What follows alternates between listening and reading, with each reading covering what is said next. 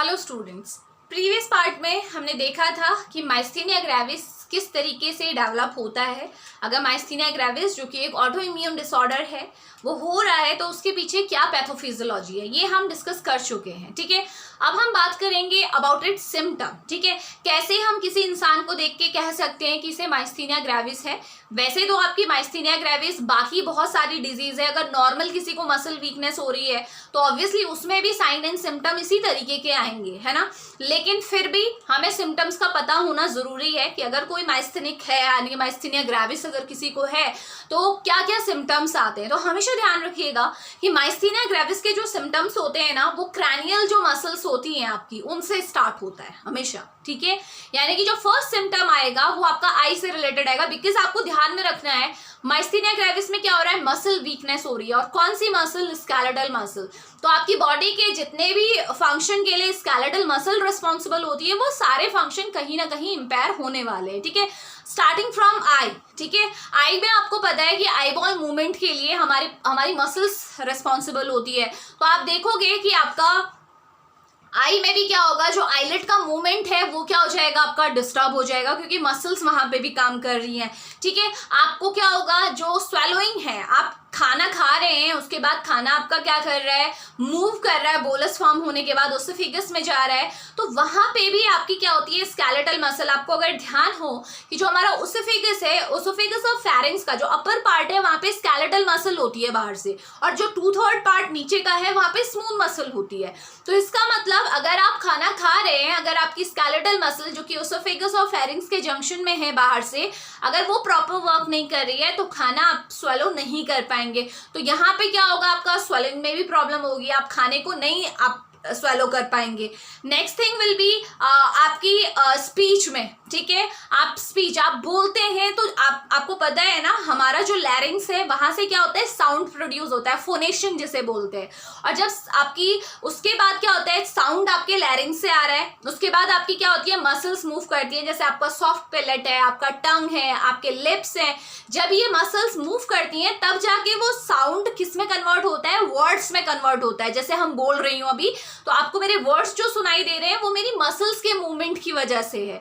जो साउंड आ रहा है वो मेरे लैरिंग्स ने प्रोड्यूस किया। ये कॉन्सेप्ट आप लोगों का क्लियर है। तो इसका मतलब अगर मेरी ये मसल्स, अगर जो मेरी स्केलेटल मसल जो वॉइस प्रोड्यूस करने में या वर्ड्स बनाने में जो भी जो हेल्प कर रही हैं, अगर वो वीक हो जाएंगी तो क्या होगा, जो मेरी स्पीच है वो भी क्या हो जाएगी, स्लर्ड हो जाएगी। ठीक है, क्लियर वॉइस आपको नहीं सुनाई देने वाली है।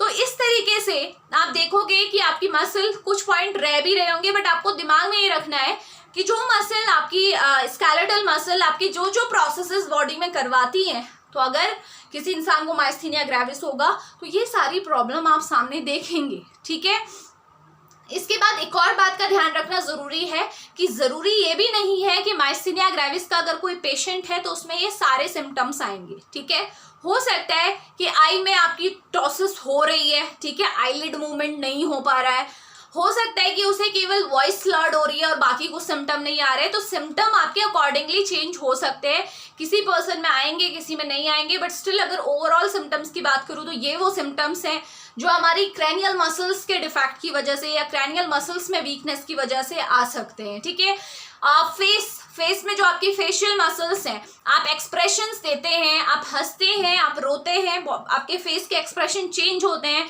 लेकिन अगर आपकी मसल्स में आपकी बेसिकली अगर वीकनेस आ जाती है फेशियल मसल में, तो हमेशा आपके फेस को कोई भी देखेगा तो आप हंस भी रहे होंगे तो आप रोते हुए ही दिखाई देंगे। बिकॉज आपका क्या हो रहा है, जब आप हंसते हैं तो ऑब्वियसली मसल्स आपकी इन्वॉल्व होती हैं, तो वो मसल वीक है तो वो मूवमेंट दिखाएगी ही नहीं। तो आप बोल सकते हैं कि आपके फेशियल एक्सप्रेशन भी बिल्कुल क्या हो जाएंगे, आपके खराब हो जाएंगे। जो आप एक्सप्रेस करना चाह रहे हैं वो एक्सप्रेस नहीं हो पाएगा through your facial movement. Okay, like this. अगर हम बात करें, ये तो था आपका क्रैनियल के बारे में, ठीक है, जो आपकी ज्यादातर सेंसरी फंक्शंस परफॉर्म करती है, हालांकि उसमें कुछ मोटार फंक्शन भी है। इसके बाद आपका क्या आता है, और क्या सिम्टम्स आ सकते हैं। तो प्राइमरी जो सिम्टम्स आएंगे वो यही रहेंगे, हमेशा ध्यान रखेंगे। माइस्थीनिया ग्रेविस के सिम्टम क्रैनियल मसल्स वीकनेस से ही स्टार्ट होते हैं जिसमें ये सारे सिम्टम्स आते हैं। आफ्टर दैट आपके लिम्स का इन्वॉल्वमेंट होना स्टार्ट हो जाता है, लिम्स में वीकनेस आने लगेगी, हाथों और पैरों में वीकनेस आने लगेगी, मूवमेंट में दिक्कत आएगी। तो ये आपके सेकेंडरी सिम्टम्स में आ जाएंगे, यानी कि प्राइमरी जो आने वाले हैं वो क्रैनियल मसल्स से स्टार्ट होंगे। So this was all about the symptoms associated with myasthenia gravis. तो अगर ऐसे किसी सिम्टम वाला इंसान आपको दिख रहा है जिसके इतने सारे, क्योंकि क्रैनियल मसल्स में एकदम इतने सारे सिम्टम्स कोई और केस में आना बहुत मुश्किल है, ठीक है। तो लेकिन आपको ध्यान में रखना है, वैसे एक लैम्बर्ट ईटन माइस्थीनिया ग्रेविस भी होता है जिसमें आपके सिम्टम्स ऐसे ही होते हैं, बट उसमें क्या होता है, उसमें डिफरेंस ये होता है कि उसमें पहले सिम्टम्स लिम्स में आते हैं, पहले आपके हाथ पैरों में कमजोरी आएगी, देन आफ्टर आपकी क्रैनियल मसल्स इन्वॉल्व होंगी, ठीक है। तो दोनों में डिफरेंस है, बट अभी हमारा फोकस केवल माइस्थीनिया ग्रेविस पे है। तो ये थे सिम्टम्स। अब सिम्टम्स का पता लग गया, चलिए सिम्टम्स देख के हम ये नहीं कह सकते कि इस इंसान को माइस्थीनिया ग्रेविस ही है, एक आइडिया आता है कि माइस्थीनिया ग्रेविस हो सकता है, ठीक है। अब बात आती है डायग्नोसिस की, कि अब कैसे हम डायग्नोस करें कि इस इंसान को माइस्थीनिया ग्रेविस ही है या नहीं है। तो डायग्नोसिस स्टार्ट करने से पहले मैं एक बात बहुत क्लियर कट आपको बता देना चाहती हूँ, जो हमने पहले ही देखा था इन पैथोफिजियोलॉजी, कि जो माइस्थीनिया ग्रेविस होता है उसमें एसिटाइल कोलिन के लेवल पे कोई फर्क नहीं पड़ता। फर्क पड़ता है तो केवल एनएम रिसेप्टर पे फर्क पड़ता है, इनका काउंट क्या होने लगता है, कम, क्योंकि इनके ही अगेंस्ट क्या बन रही है, एंटीबॉडी बन रही है, क्लियर है। यानी कि एसिटाइल कोलिन का लेवल एज इट इज है, ठीक है। लेकिन एक और इंपॉर्टेंट बात जो यहाँ से निकल के आती है वो ये है कि मैंने आपको जब पढ़ाया था न्यूरोट्रांसमिशन, मैंने उसमें आपको बताया था बहुत क्लियरली कि जब एक बार न्यूरोट्रांसमीटर अपनी वेसिकल से बाहर निकल जाता है तो उसके बाद उसके पास ऑप्शन है, वो रिसेप्टर से बाइंड होके अपना इफेक्ट प्रोड्यूस कर सकता है। कुछ अमाउंट पुराना जो पहला वाला न्यूरॉन है जिसने रिलीज किया था वही न्यूरॉन कुछ अमाउंट को अपने पास वापस ले लेता है, जिसे हम रीअपटेक मैकेनिज्म बोलते हैं, और कुछ अमाउंट ऑफ न्यूरोट्रांसमीटर डिग्रेड हो जाता है बाय द लोकल एंजाइम। बताया था कि कुछ एंजाइम्स प्रेजेंट होते हैं इस साइनेप्टिक क्लेफ्ट में जो इस ट्रांसमीटर को क्या करता है, डिग्रेड करता है। अब आप खुद से सोचिए, मैं ये क्यों बता रही हूँ अभी आपको समझ में आ जाएगा। एसिटाइल कोलिन को कोई अभी कुछ नहीं हो रहा है, एसिटाइल कोलिन अपना रिलीज हो रहा है, जितने बहुत उसे एनएम रिसेप्टर मिल रहे हैं उनके साथ वो बाइंड हो रहा है और कॉन्ट्रैक्शन करवा रहा है, ठीक है। क्योंकि माइस्थीनिया ग्रेविस में ऐसा नहीं है कि सारे रिसेप्टर खत्म हो गए, रिसेप्टर की पॉपुलेशन कम हो गई है, ठीक है। तो अब होगा क्या, देखो एसिटाइल कोलिन को जहां जहां मौका मिलेगा वो फटाफट रिसेप्टर से बाइंड होगा और अपना इफेक्ट प्रोड्यूस करेगा, लेकिन क्योंकि नंबर ऑफ रिसेप्टर्स कम है तो इसीलिए एसिटाइल कोलिन सिनेप्टिक क्लेफ्ट में यूजुअली जितना टाइम रहता है उससे ज्यादा टाइम वहां पे स्पेंड करेगा, है ना, क्योंकि उसके पास और तो कोई ऑप्शन है नहीं। तो रिसेप्टर जब मिलेगा, रिसेप्टर फ्री होगा तभी तो बाइंड होगा उससे। तो इस दौरान क्या होगा कि बाहर हमारा कौन सा एंजाइम वेट कर रहा है, कौन वेट कर रहा है, एसिटाइल कोलिनेस्टरेज एंजाइम वेट कर रहा है, ठीक है। पूरा ही लिख देती हूं मैं इसे, एसिटाइल कोलिनेस्टरेज, ठीक है। ये एंजाइम क्या कर रहा है, वेट कर रहा है। अब इसे क्या दिखा, इसे ये दिखा कि ये जो एसिटाइल कोलिन है ये तो बहुत सारा है क्लेफ्ट में, ठीक है, और रिसेप्टर कम है। ये रिसेप्टर से जब तक इसका नंबर आएगा मैं इसे डिग्रेड कर दूंगा। तो फटाफट एसिटाइल कोलिनेस्टरेज अपने काम में लग गया और इसने एसिटाइल कोलिन के मॉलिक्यूल्स को डिग्रेड करना स्टार्ट कर दिया। तो क्या होगा, इसकी वजह से एसिटाइल कोलिन का लेवल भी क्या होने लगेगा, कम होने लगेगा। समझ में आया।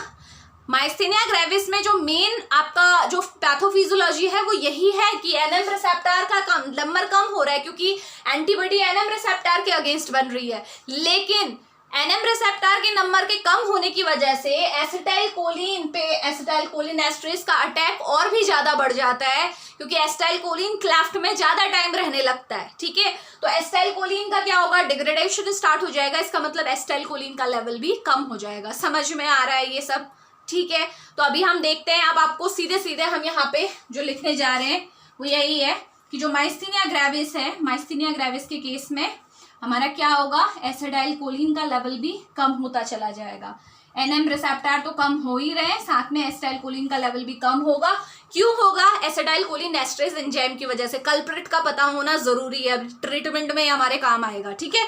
चलिए अब हम बात कर रहे थे डायग्नोसिस की, है ना। डायग्नोसिस, तो हमेशा ध्यान रखिएगा डायग्नोसिस के लिए हमारे पास दो टेस्ट यहाँ पे होते हैं। तो तो मैं दोनों टेस्ट को एक साथ ही कराऊंगी। चलिए, जो डायग्नोसिस है वो दो तरीके से की जा सकती है। First one is ameliorative test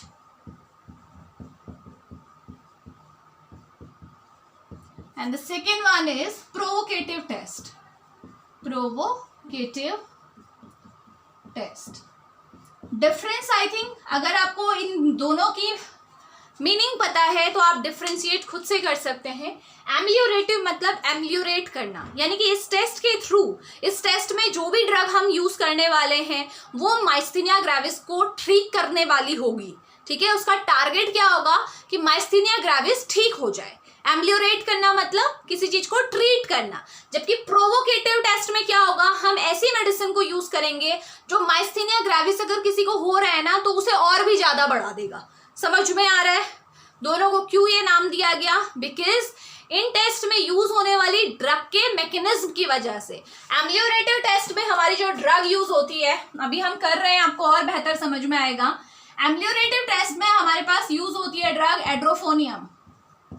okay, एड्रोफोनियम। एड्रोफोनियम अगर ध्यान हो कौन सी कैटेगरी की ड्रग है? कौन सी है? एंटीकोलिनेस्ट्रेज पढ़ी है? एंटीकोलिनेस्ट्रेज ड्रग पढ़ी थी। ठीक है, एंटीकोलिनेस्ट्रेज ड्रग क्या करती है? ये जो कोलिनेस्ट्रेज एंजाइम है, एसिटाइल कोलिनेस्ट्रेज एंजाइम है, इससे क्या करती है? रोकती है। तो अभी हमने क्या लिखा है, देखो माइस्थीनिया ग्रेविस में क्या हो रहा है, एसिटाइलकोलिन का लेवल कम हो रहा है। और किस वजह से कम हो रहा था? Due to acetylcholinesterase enzyme. तो अगर एड्रोफोनियम आप उस इंसान को दोगे तो क्या होगा बताइए? एसिटाइलकोलिनेस्ट्रेज एंजाइम इनहिबिट हो जाएगा, जिसकी वजह से जो एसिटाइलकोलिन का लेवल कम हो रहा है वो आपका कम नहीं होगा। क्योंकि हम बिल्कुल नहीं चाहते, हमें पता है कि हमारी इम्यूनिटी हमारा साथ नहीं दे रही है, जो हमारे रिसेप्टर्स हैं वो लगातार कम होते जा रहे हैं। लेकिन उस केस में भी हमें ये पता है कि रिसेप्टर पूरी तरह से खत्म नहीं हुए हैं। अगर किसी भी तरीके से हम एसिटाइलकोलिन के लेवल को क्लेफ्ट में मेंटेन कर पाए तो क्या होगा? कोई बात नहीं, एक रिसेप्टर अपना रेस्पॉन्स प्रोड्यूस करेगा, दोबारा एसिटाइलकोलिन उस पर बाइंड होगा और कहीं ना कहीं कॉन्ट्रैक्शन कंट्रोल हो जाएंगे, मूवमेंट कंट्रोल हो जाएंगे। बट यहाँ पे क्या हो रहा था? एनएम रिसेप्टर तो चलो खत्म हो ही रहे हैं, साथ में एसिटाइलकोलिन को खत्म करने के लिए भी ये एसिटाइलकोलिनेस्ट्रेज बैठा हुआ है। ठीक है, तो इसीलिए हम देखो एम्लियोरेटिव टेस्ट में जो ड्रग यूज कर रहे हैं वो कौन सी है? एड्रोफोनियम। तो एड्रोफोनियम क्या करेगी? इस एंजाइम को ब्लॉक करेगी। ये एंजाइम जैसे ही ब्लॉक होगा तो एसिटाइलकोलिन का लेवल क्या हो जाएगा? आपका इंप्रूव हो जाएगा। तो माइस्थीनिया ग्रेविस को क्या किया हमने, बताइए? माइस्थीनिया ग्रेविस को क्या किया? यहाँ पे हमने ट्रीट किया। हमने चाहा कि माइस्थीनिया ग्रेविस के जो सिम्टम्स हैं वो इम्प्रूव हो जाएं, जो एसिटाइलकोलिन का लेवल कम होता चला जा रहा है एड्रोफोनियम की वजह से बढ़ जाए। इसीलिए इसे क्या टेस्ट नाम दिया गया? एम्लियोरेटिव। समझ में आया? ठीक है, क्योंकि हमने ड्रग कौन सी यूज की? जो ट्रीटमेंट में यूज होती है। ठीक है, तो एड्रोफोनियम दिया आपने। ठीक है, एड्रोफोनियम हमने दिया, कितना दिया? 2 mg दिया IV रूट से। ठीक है, अगर आपके पास कोई पेशेंट आया, आपको पता लगाना था कि इसे माइस्थीनिया ग्रेविस है या नहीं है, तो एम्लियोरेटिव टेस्ट के थ्रू आपने क्या किया? एड्रोफोनियम दिया। एड्रोफोनियम 2 mg IV रूट से आपने दिया बेसिकली। अब इसको देने के बाद क्या हुआ होगा? इसको देने के बाद आपने क्या देखना है? चलिए वैसे यहाँ पे लिख देती हूँ सो दैट नेक्स्ट टाइम हमें दिक्कत ना आए ना। ओके, ठीक है। एड्रोफोनियम आपने दिया उस पेशेंट को जो आया था, तो उसमें दो चीजें आपके पास हो सकती हैं। ठीक है, अगर एक तो ऑप्शन है कि सिम्टम इंप्रूव हुए, जब आपने एड्रोफोनियम दिया उसके बाद अगर सिम्टम इंप्रूव हुए, या फिर हो सकता है कि सिम्टम और भी ज्यादा वर्स हो गए, और भी ज्यादा खराब हो गए। दो ही ऑप्शन है आपके पास। ठीक है, तो आप खुद अब दिमाग लगाओ। अगर सिम्टम इंप्रूव हुए तो इसका क्या मतलब है? अगर सिम्टम इंप्रूव हुए तो आप सीधे सीधे समझ जाइए कि हाँ, इंसान को माइस्थीनिया ग्रेविस ही था। क्योंकि यहाँ पे जब एसिटाइलकोलिनेस्ट्रेज इनहिबिटर दिया गया, एसिटाइलकोलिन का लेवल जो कम था वो इम्प्रूव हो गया, तो उसकी वजह से क्या हुआ होगा? अब एसिटाइलकोलिन बहुत अमाउंट में हमारे पास अवेलेबल है, जितने भी रिसेप्टर्स हैं उनसे वो बाइंड होकर रेस्पॉन्स दे सकता है। तो यानी कि अगर सिम्टम इंप्रूव हुए तो हम कह सकते हैं कि हाँ, ये पेशेंट क्या है? माइस्थीनिया ग्रेविस का ही है। लेकिन अगर सिम्टम वर्स हो गए, क्या आपको लगता है कि एसिटाइलकोलिन एस्ट्रेज को इनहिबिट करने के बाद माइस्थीनिया ग्रेविस में सिम्टम वर्स हो सकते हैं? नहीं हो सकते, क्योंकि आप एसिटाइलकोलिन के लेवल को अगर आप इनहिबिटर दे रहे हो, एसिटाइलकोलिन के लेवल को आप बढ़ा रहे हो, तो क्या लगता है आपको सिम्टम्स वर्स होंगे? नहीं होंगे। अगर सिम्टम वर्स हो रहे हैं तो उसका साफ और सीधा मतलब ये है, समझिए इस चीज को, अगर एसिटाइलकोलिन का लेवल बढ़ रहा है, सपोज देखो एड्रोफोनियम देने के बाद, ये तो हमें सबको पता है कि एसिटाइलकोलिन का लेवल बढ़ेगा, ठीक है। एसिटाइलकोलिन का लेवल बढ़ने की वजह से सिम्टम अगर इंप्रूव हो रहे हैं तो हमने क्या बोला, इंसान को क्या है, माइस्थीनिया ग्रेविस है, क्योंकि माइस्थीनिया ग्रेविस के केस में हमारा एम ही होता है एसिटाइलकोलिन को बढ़ाना। लेकिन अगर एसिटाइलकोलिन के लेवल बढ़ने की वजह से सिम्टम वर्स हो रहे हैं तो हम सीधे सीधे क्या बोलेंगे कि इंसान की बॉडी में एसिटाइलकोलिन पहले भी इनफ था, हमें एसिटाइलकोलिन एस्ट्रेज देने की जरूरत नहीं थी। तो उसकी वजह से क्या हो गया, अब इस सिचुएशन को क्या बोलेंगे कि जरूरत नहीं थी देने की और हमने दे दिया, तो it will lead to cholinergic crisis. Cholinergic crisis यानी कि एसिटाइलकोलिन, इनके कहने के हिसाब से यह है कि एसिटाइलकोलिन को बढ़ाने की बिल्कुल जरूरत नहीं थी, सिम्टम वर्स हुए हैं, तो इसका सेम मतलब यही है कि एसिटाइलकोलिन को बढ़ाने की कोई जरूरत नहीं थी, हमने एसिटाइलकोलिन को बढ़ाया। ऑलरेडी एसिटाइलकोलिन बहुत सारा था और बढ़ा दिया, यानी कि जो पेशेंट है उसे माइस्थीनिया ग्रेविस नहीं थी। अगर माइस्थीनिया ग्रेविस होती तो वहां पे हमें पहले से एसिटाइलकोलिन कम रहता है माइस्थीनिया ग्रेविस के केस में, है ना। अगर हम माइस्थीनिया ग्रेविस का कोई पेशेंट आपके पास आ रहा है, आपको पता है उसमें एसिटाइलकोलिन कम है, तो अगर आप एसिटाइलकोलिन को बढ़ाएंगे तो वो नॉर्मल लेवल तक पहुंचेगा, यानी कि सिम्टम इंप्रूव होंगे। अब दूसरी ओर आपके पास सपोज जो पेशेंट आया था उसे कोलिनर्जिक क्राइसिस थी, एसिटाइलकोलिन पहले से ज्यादा था, आपने और बढ़ा दिया, तो उसकी वजह से सिम्टम क्या होंगे, कोलिनर्जिक क्राइसिस, एसिटाइलकोलिन बहुत ज्यादा हो गया, मसल्स में कॉन्ट्रैक्शन बहुत फास्ट होगा, और आप जानते हो फास्टर कॉन्ट्रैक्शन लीड टू फैसिकुलेशन, बहुत ज्यादा मूवमेंट, मसल में ट्विचिंग होने लगेगी और फाइनली मसल्स क्या हो जाती हैं, पैरालाइज्ड ही हो जाती हैं उस केस में भी, ठीक है। तो आपको ध्यान में रखना है, आप कैसे पहचानेंगे कि इंसान माइस्थीनिया ग्रेविस का है या फिर कोलिनर्जिक क्राइसिस का है। अगर माइस्थीनिया ग्रेविस का है तो उसके में एसिटाइलकोलिन कम ही होगा, और कम होगा और आप बढ़ाने की कोशिश करोगे तो सिम्टम इंप्रूव ही होंगे। लेकिन अगर वो माइस्थीनिया ग्रेविस का पेशेंट था ही नहीं, उसके जो सिनेप्टिक क्लेफ्ट है उसमें एसिटाइलकोलिन पहले से ज्यादा है, आपने क्या किया, एसिटाइलकोलिन एस्ट्रेज देके एसीएच को और बढ़ा दिया, तो उसकी वजह से सिम्टम्स सही होने की बजाय क्या होंगे, गड़बड़ हो जाएंगे। तो इस तरीके से हम एड्रोफोनियम देके पता लगा सकते हैं कि पेशेंट माइस्थीनिया ग्रेविस का था या फिर कोलिनर्जिक क्राइसिस का था। समझ में आया, क्योंकि दोनों के सिम्टम एक दूसरे से बहुत ज्यादा मैच करते हैं। मैं बार बार आपसे बोल रही हूँ, ज्यादा एसिटाइलकोलिन होना वो भी क्या करता है, आपका फाइनली मसल्स को वीक ही कर देता है, क्योंकि बहुत ज्यादा कॉन्ट्रैक्शन होने लगते हैं, और कम एसिटाइलकोलिन होना उससे भी मसल वीकनेस ही आती है। तो दोनों में डिफरेंशिएट करना बहुत जरूरी है, which we can do by edrophonium test, which is also known as ameliorative test. Okay, next we have provocative test. अब हम देखते हैं प्रोवोकेटिव टेस्ट में, तो मुझे केवल ड्रग को बदलने की जरूरत है, ठीक है। प्रोवोकेटिव टेस्ट मतलब हम इस टेस्ट में ऐसी मेडिसिन यूज करेंगे जो माइस्थीनिया ग्रेविस को और भी ज्यादा क्या कर देगी, प्रोवोकेट कर देगी, प्रोवोक करेगी कि और भी ज्यादा बढ़ जाए, ठीक है। तो यहाँ पे हमारी जो ड्रग यूज होती है वो है हमारी ट्यूबोकुरेरिन। ट्यूबोकुरेरिन क्या होती है, ट्यूबोकुरेरिन डोज है इसकी 0.5 mg, IV देना है भी, ठीक है। ट्यूबोकुरेरिन कौन सी ड्रग है, स्केलेटल मसल रिलैक्सेंट। ये वो ड्रग है जो स्केलेटल मसल्स को रिलैक्स कर देती है, और कैसे रिलैक्स करती है, आपकी कैसे करती है, एनएम रिसेप्टर को ब्लॉक करके, यही करती है। आप देखिए क्या होगा, अब आप खुद देखिए कि आपके पास पेशेंट आया, आपने उसे ट्यूबोकुरेरिन दिया।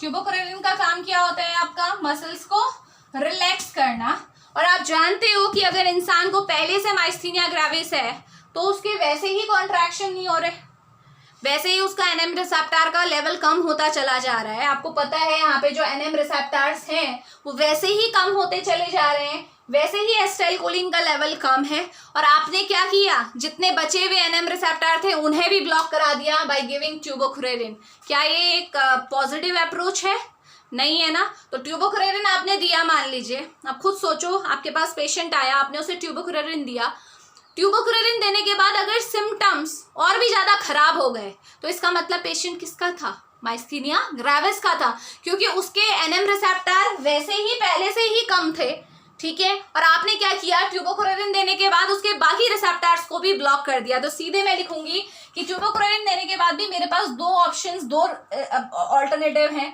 सिम्टम अगर मेरे वर्स हो गए, अगर पेशेंट के सिम्टम वर्स हो गए तो आप क्या बोलोगे, ये पेशेंट माइस्थीनिया ग्रेविस का ही था, क्योंकि सिम्टम इसीलिए वर्स हुए क्योंकि उसके एनएम रिसेप्टर पहले से कम थे, जिनको हमें बचा के रखना था, हमने उसे भी ब्लॉक करा दिया ट्यूबोक्लोरिन दे के।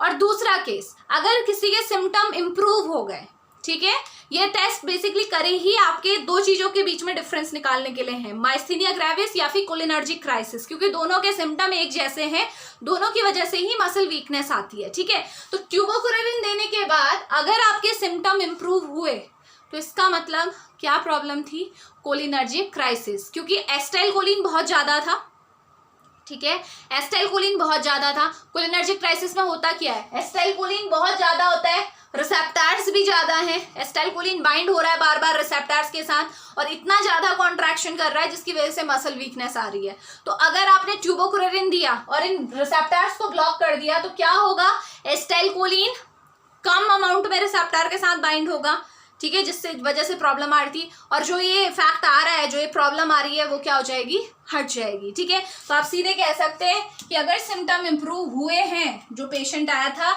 तो इसका मतलब पेशेंट को क्या है, आपका कोलिनर्जिक क्राइसिस है, क्योंकि एसिटाइलकोलिन का लेवल अगर ज्यादा था उसकी वजह से दिक्कत आ रही थी। तो अगर आप ट्यूबोक्लोरिन दे रहे हैं और ठीक हो जा रहा है तो इसका मतलब कोलिनर्जिक क्राइसिस ही थी, है ना, एसिटाइलकोलिन का लेवल ज्यादा ही था जिसकी वजह से इंसान को प्रॉब्लम थी। तो ये था about the diagnosis. I hope आपको समझ में आ गया होगा कि डायग्नोसिस हम कैसे करते हैं, दोनों टेस्ट का क्या आपका किस तरीके से इन टेस्ट को यूज किया जाता है। और बहुत सिंपल सी बात आपने जो दिमाग में रखनी है, बस ये 2 पॉइंट आपको दिमाग में रखने हैं कि एनएम रिसेप्टर कम हो रहे हैं क्योंकि इनके अगेंस्ट एंटीबॉडी बन रही है, और दूसरा क्योंकि आपका एसिटाइलकोलिन क्लेफ्ट में बहुत ज्यादा टाइम रह जा रहा है, तो एसिटाइलकोलिन एस्टर्स आके इसे डिग्रेड कर रहा है, जिसकी वजह से एसिटाइलकोलिन का लेवल भी कम है। तो माइस्थीनिया ग्रेविस को अगर कैरेक्टराइज करना है तो आप सीधे बोलेंगे इसमें एसिटाइलकोलिन का लेवल भी कम हो जाता है और एनएम रिसेप्टर भी कम हो जाते हैं, ठीक है। तो यहाँ से आप बहुत आसानी से डायग्नोसिस कर सकते हैं, ठीक है। लास्ट बहुत इंपॉर्टेंट पार्ट जो रह रहा है वो है ट्रीटमेंट ऑफ माइस्थीनिया ग्रेविस।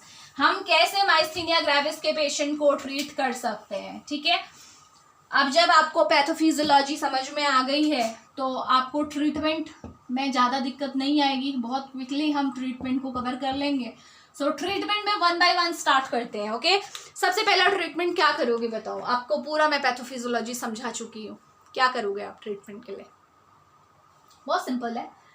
ये जो एसिटाइलकोलिन है, देखो इम्यूनिटी के लिए तो हमें करना ही पड़ेगा, क्योंकि हमें पता है माइस्थीनिया ग्रेविस एक ऑटो इम्यून डिसऑर्डर है, तो उसके लिए इम्यूनिटी पे तो हम काम करेंगे ही करेंगे। लेकिन आप जानते हो कि इम्यूनिटी के साथ फर्स्ट टेंस पे खेलना बहुत गलत है, क्योंकि आप अगर अपनी इम्यूनिटी को सप्रेस करने की कोशिश करोगे तो आप दूसरी बीमारियों के लिए आपका बॉडी बहुत ज़्यादा प्रॉन हो जाएगी, है ना, कोई भी आपका बैक्टीरिया वायरस आके आपकी बॉडी को अटैक कर जाएगा। तो हम स्टार्ट कर रहे हैं विद द फर्स्ट चॉइस। तो कभी भी इम्यून सिस्टम पे काम करना पड़ता है, नो डाउट, मैं मना नहीं कर रही हूँ, बिकॉज माइस्थीनिया ग्रेविस हमारी ऑटो इम्यून डिसऑर्डर ही है। बट पहला जो हमारा ऑल्टरनेटिव है, जो सबसे पहला आप ट्राई करोगे आपके पास जब पेशेंट आएगा, तो सबसे पहला ट्राई क्या होना चाहिए, आपको पता है कि माइस्थीनिया ग्रेविस में एनएम रिसेप्टर काउंट कम जरूर हो रहा है लेकिन खत्म नहीं हो रहा है, ठीक है। और ये भी आपको पता है कि हमारे रिसेप्टर्स लगातार बनते भी रहते हैं, टर्नओवर होता रहता है, तो आपकी बॉडी संभाल सकती है। वो डिपेंड करेगा कि कौन से सिचुएशन में आप पहुंच चुके हो या कितने टाइम से आप अफेक्टेड हो, है ना।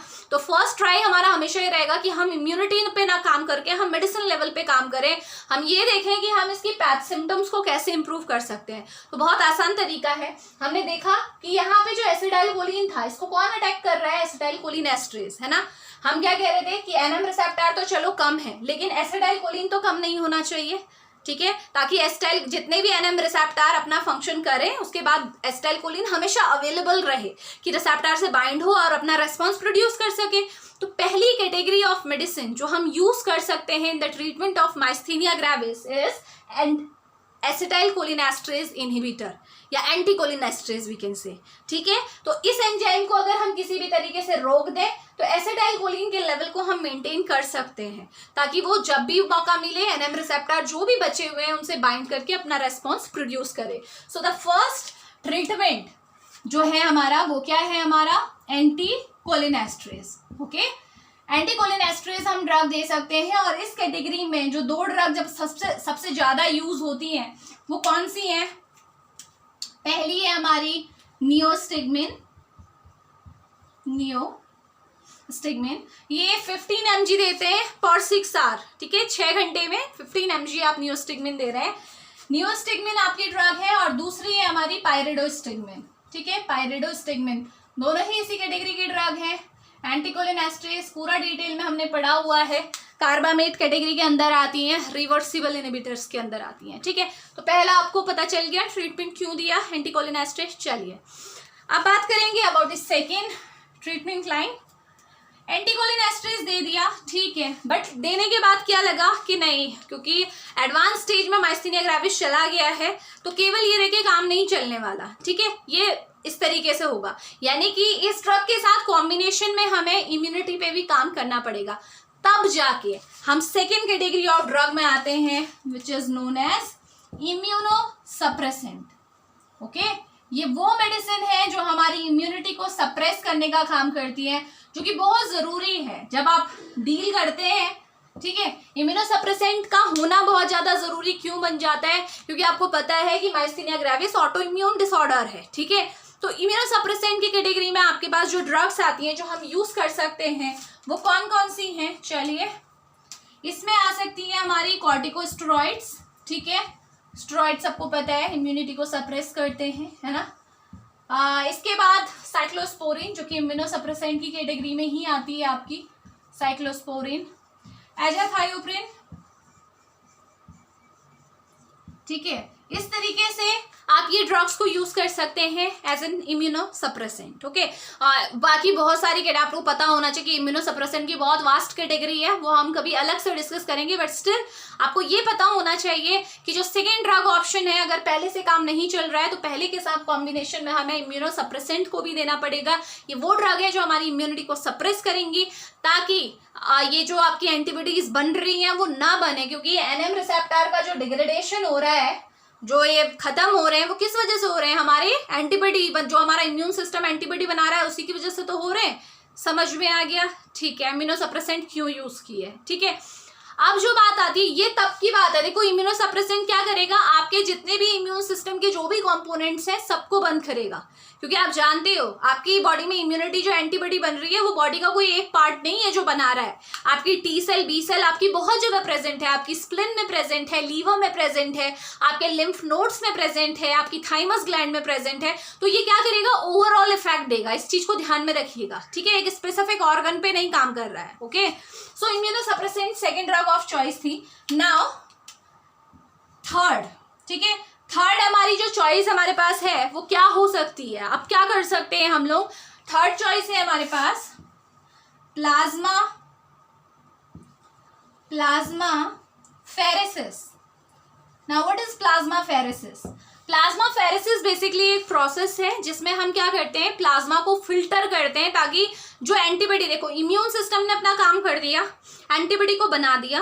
अब हम क्या कर रहे हैं कि बार बार टाइमली मैनर में माइस्थीनिया ग्रेविस के पेशेंट के प्लाज्मा से उस एंटीबॉडी को रिमूव कर देते हैं सो दैट कि वो एंटीबॉडी इन रिसेप्टर्स को टारगेट ना कर पाए। तो ये भी एक तरीका है, ये डायलिसिस की तरह ही है। जैसे हम डायलिसिस करते हैं ना, जब किडनी आपका फंक्शन करना कम कर देती है तो हम क्या करते हैं, डायलिसिस में ब्लड को फिल्टर करते हैं ताकि जो भी आपके वेस्ट प्रोडक्ट हैं जो नॉन एसेंशियल हैं वो हट सके, है ना, क्योंकि किडनी ये नहीं कर पा रही है। तो सेम इसी तरीके से प्लाज्माफेरेसिस की भी प्रोसेस होती है जिसमें हम प्लाज्मा को फिल्टर करते हैं वाया सेमी परमिएबल मेम्ब्रेन, जिससे क्या होता है जो एंटीबॉडी है वो फिल्टर हो जाती है और ब्लड वापस से इंसान के अंदर चला जाएगा। तो इम्यून सिस्टम को नहीं रोका तो चलो एंटीबॉडी को हमने रिमूव कर दिया। तो this is again the option for myasthenia gravis treatment, so plasmapheresis. Okay,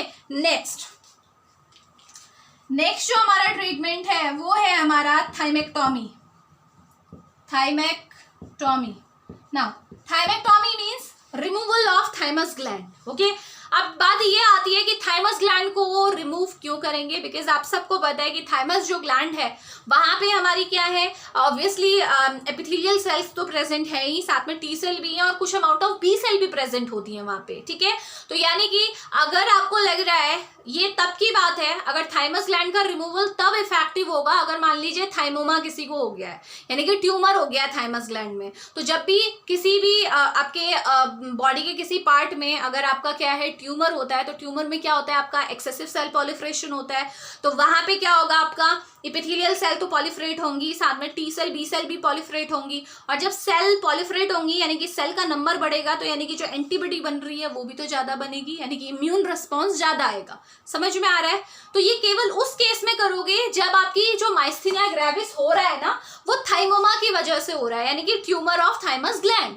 अगर मान लो थाइमस का कोई इन्वॉल्वमेंट है ही नहीं, तो थाइमेक्टोमी करके यानी कि थाइमस ग्लैंड को बाहर निकाल के क्या फायदा है, क्योंकि आपको पता है कि इम्यून सिस्टम केवल थाइमस ग्लैंड तो है नहीं जो इम्यून सिस्टम के लिए रिस्पॉन्सिबल है ना। इम्यून सिस्टम के कंपोनेंट और भी सारे हैं, स्प्लिन है, लीवर है, लिम्फ नोड्स हैं।